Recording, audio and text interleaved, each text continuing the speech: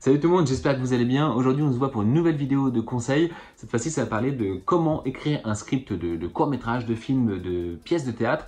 Alors, il s'agit vraiment de la manière dont on l'écrit, c'est-à-dire la manière dont on le met en page. Vous voyez, c'est quand vous voyez ça, on sait que c'est un script de pièce de théâtre, de film. Vous voyez, bon là c'est les scripts de Nemesis. Et justement pour très rapidement s'y retrouver, que les acteurs puissent très rapidement le lire, le découvrir, apprendre leur texte et puis retrouver les passages.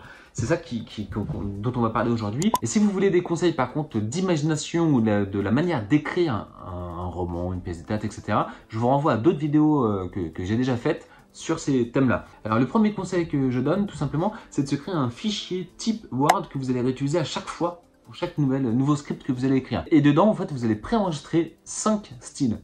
Un style qui s'appelle action, un style qui s'appelle dialogue, un style qui s'appelle parenthèse, moi là je l'appelais parenthèse, j'aurais pu l'appeler didascalie, c'est vrai, on en parle tout à l'heure. Un style qui s'appelle personnage et un dernier qui s'appelle séquence. Ça c'est le premier conseil que je vous donne, ça permet d'aller très vite, puisque du coup à chaque fois que vous allez réécrire un nouveau texte, hop, et ben, vous avez déjà la mise en page qui est faite, et il n'y a plus qu'à cliquer sur le bon style pour la bonne ligne. Donc moi, depuis que je fais ça, ça va beaucoup plus vite pour créer un style, au lieu de faire ça manuellement. Deuxième conseil concerne la manière d'écrire le titre des séquences. Déjà le numéro de la séquence, séquence numéro 1. Ensuite, il faut donner en fait les indications de lieu et de personnage.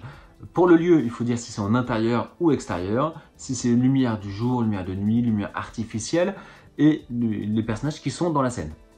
Moi, j'ai mis aussi les titres des séquences en couleur. J'ai mis un espèce de rouge foncé, presque marron. Et je l'ai mis en majuscule. Comme ça, on repère bien, chaque séquence est bien délimitée. Ensuite, le deuxième style concerne les actions, qui sont ici. Alors, les actions, on n'est pas dans un roman. Il n'y a pas besoin de rentrer dans les détails, de romancer, de mettre les pensées des personnages. Il faut vraiment mettre le strict minimum. Vraiment, qu'est-ce qui se passe? Il se passe ça, puis ça, puis ça, puis ça.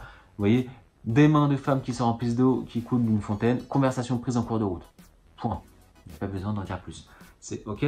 Le reste, limite, c'est la mise en scène. C'est limite quand vous allez prendre votre caméra, filmer, etc. Tout le reste. Donc vraiment, les actions, uniquement les actions et pas besoin d'en dire plus. Ensuite, il y a le style qui concerne le nom des personnages. Alors, en majuscule et centré, le nom des personnages. Moi, j'en ai profité pour les mettre en bleu, comme ça on repère bien vraiment qui parle à quel moment. Ensuite, le quatrième style concerne ce qu'on appelle les didascalies. Okay, donc c'est les indications de mise en scène. C'est entre parenthèses, c'est sous le nom du personnage. Moi j'ai fait une marge à gauche et une marge à droite. Et dans les indications de mise en scène, ça concerne tout ce qui est le ton du personnage, la manière dont il parle, s'il a un ton spécial, s'il a une gestuelle spéciale, si pendant qu'il parle il fait quelque chose, il met une gifle au personnage, il court, il saute.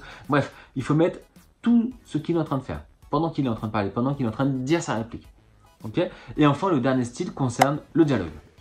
Donc le dialogue, tout simplement ce que le personnage est en train de dire. Je vous conseille de lire votre dialogue à l'oral, et pas que dans votre tête, ça vous permet de vraiment voir si le ton des personnages est naturel, si la phrase est naturelle, si elle se dit facilement, si elle colle avec la manière de parler du personnage. Et ce n'est pas la peine de dire des choses du type dit-il. Ça, c'est pas la peine, ok, on n'est pas dans un roman. Donc, voilà, donc ça c'est les 4 éléments qui concernent le script d'un court-métrage, d'un film, d'une pièce de théâtre.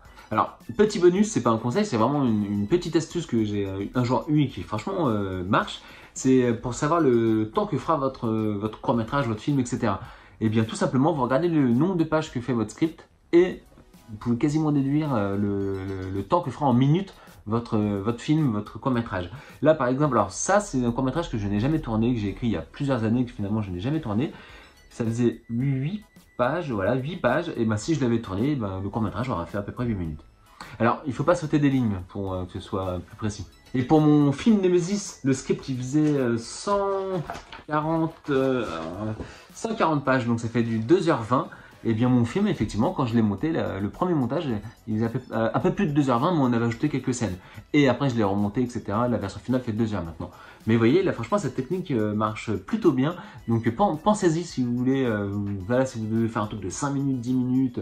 Bref, ça peut être toujours utile de connaître cette petite astuce. Voilà, j'espère que cette vidéo vous a plu. Si vous souhaitez me soutenir mes projets audiovisuels, je vous rappelle que j'ai une page Tipeee sur laquelle vous pouvez faire un don mensuel d'1 €, de 5 €. Et il y a des contreparties type avoir mes romans dédicacés, Vous pouvez également visionner des pubs, des petites pubs sur la page Tipeee qui permettent, pareil, de m'aider à financer tous mes projets.